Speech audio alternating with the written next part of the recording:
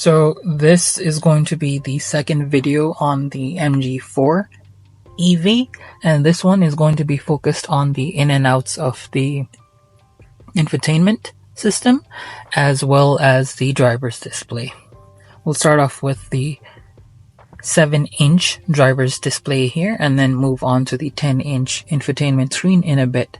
So your toggles are on the left and on the right. You have little joystick cons on each side. This seems to trigger the sensitivity of the proximity sensors here. I'll keep it on low. You do have a voiced assistance here. Hi, how can I help? Open the driver's window. Sorry, instructions are not supported. I'm here. Play music. There is no available source. Connect a USB device and try again. It looks like it's very rudimentary functions that the voice command supports. Then you have another button here, and then you have a programmable button on this side. At the moment, that is for the 360-degree camera that you can access.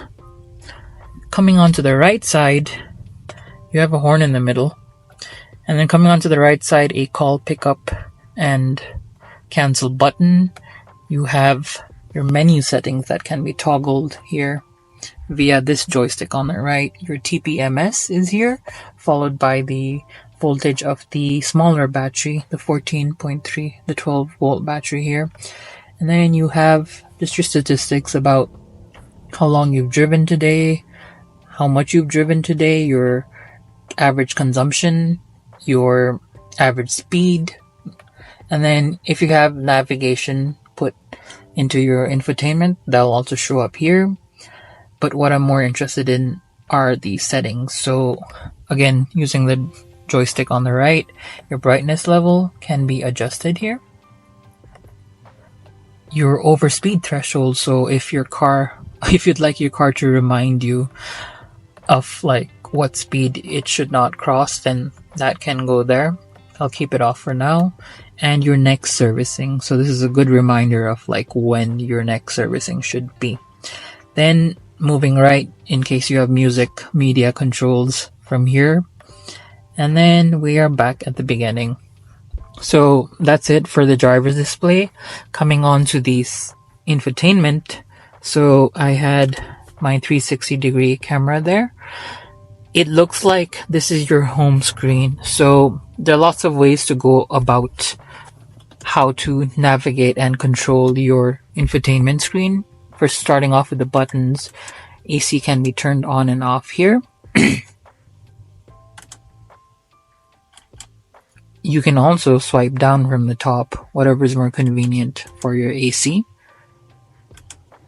Your fan speeds and your defrosters can be controlled from here.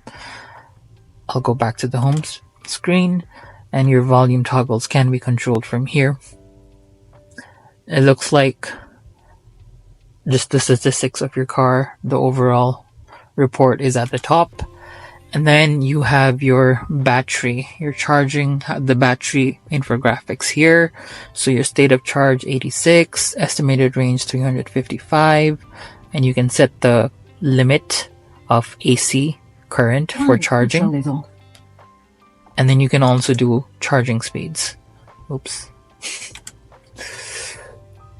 So discharge settings, like how much you can charge it to, up to, and then your energy consumption graphs. So this is since start. You can also do it since your last charge, your energy flow, whether it's going from the battery to the motors or to the motor to the battery, and then a graph of like your kilowatt hour for every 100 kilometer consumption.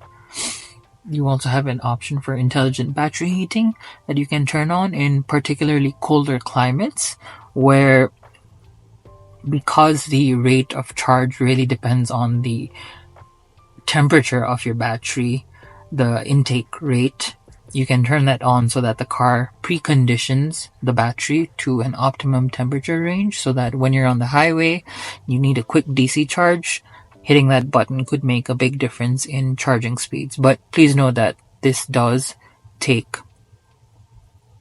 battery, because battery is used to like precondition the battery. So unless you need it, you can just turn it off. So going back to the home screen, your charging and your discharging can be here. A lock and start is here. Then you have your media controls here and your navigation here. Your AC controls, again, as I mentioned, there are a lot of ways to do the same thing on this car. Radio, your user, your phone, your vehicle controls, your video. Like, this is in case down below you have a USB in case you want to stream some media in the car while you're waiting for something. Your 360-degree camera, as I mentioned, can be adjust either connected via this favorite button here or on the screen. Your settings, your call, your MG touchpoint, and a user manual. So let's go back to the home screen again, and let's look at, I have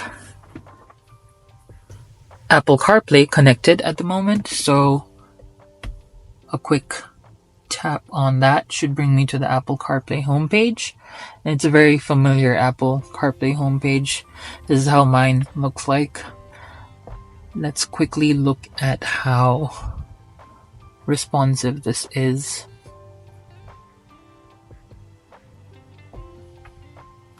And it looks like it's pretty responsive. So no complaints there. What about Spotify?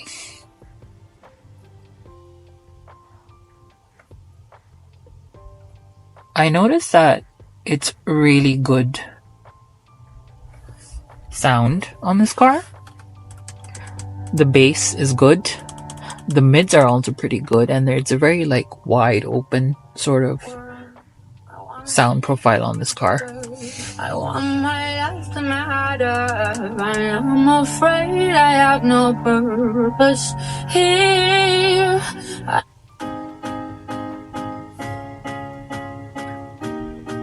Pretty responsive to Spotify. Back to your home screen, and then you can also download different apps. Touch the MG app to go back. So that was Apple CarPlay. If I had navigation, that would probably have popped up here too. Let's try it out, in fact.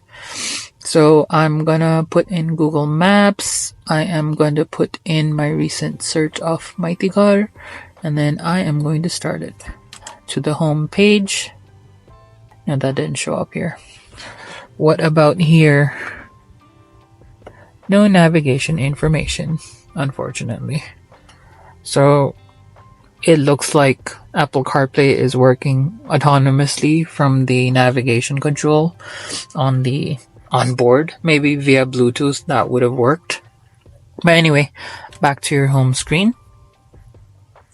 Let's now quickly just go through the settings on this car, because that's what I probably have left. So your settings, and these are more different settings. So just starting off with general settings, your brightness of the screen. I should have done that at the beginning. Your background theme can be changed automatically because it's bright. It's easier for color contrast. 12-hour format can be changed here. GPS time can be changed. Your date and time. Your time zone is GTM Colombo, fine. Distance in kilometer or mile. Show clock. Preview here. That's great. Your Bluetooth connection can all be synchronized here. Your wireless network. This can support Wi-Fi in case you have over-the-air updates. There's also vehicle hotspot in case you want that. Data traffic management. Voice settings. Hello MG will probably never mind, trigger it, a greeting switch, tire pressure monitor alarm, low battery alarm, just alerts that the voice command will give out. Your volume settings can be changed here. Key sounds, incoming call ringtone, loudness, sound field balancing, just where to focus the sound, 3D sound, all passengers, virtual subwoofer. And as I mentioned earlier, it's a very thumpy, bassy sound, so that's probably how you go through it. System settings for upgrading your device software. A factory reset is here. Activation, I'm not sure what this is. Probably the workshop would know. And you have other privacy notices here. And then coming again to your settings, that pretty much concludes it. However, we still have a vehicle setting here at the bottom right of the camera. Pressing that, I can go through driving mode. So you have snow, eco, normal, sport, custom.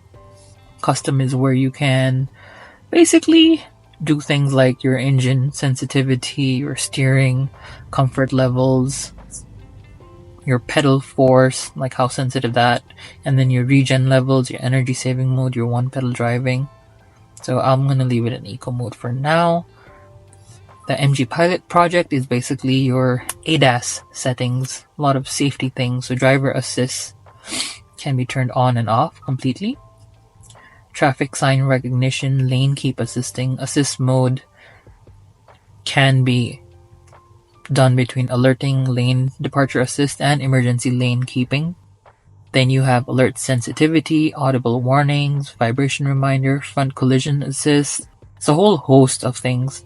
Assist mode, and then alert sensitivity, like how sensitive you want this. Driver attention warning, alert sensitivity again. Just a lot of different things. Then coming on to convenience, you have the favorite buttons on the left and on the right hand side. They're both programmable. Auto fold, unfold at the mirrors, auto door lock, unlock on speed, unlock using keys, can be programmed between just the driver door for safety or just all doors in general. Lighting on this car, welcome lights on after vehicle unlocked, follow me home lights, delayed lights in case you're parked outside your garage and you want the lights on, automatic high beam, leave that off. Find my car response can be done, the car will either flash or flash and horn. Safety wise, auto hold. This is something I really missed. A physical button of the auto hold. Most cars have it, and a power off button.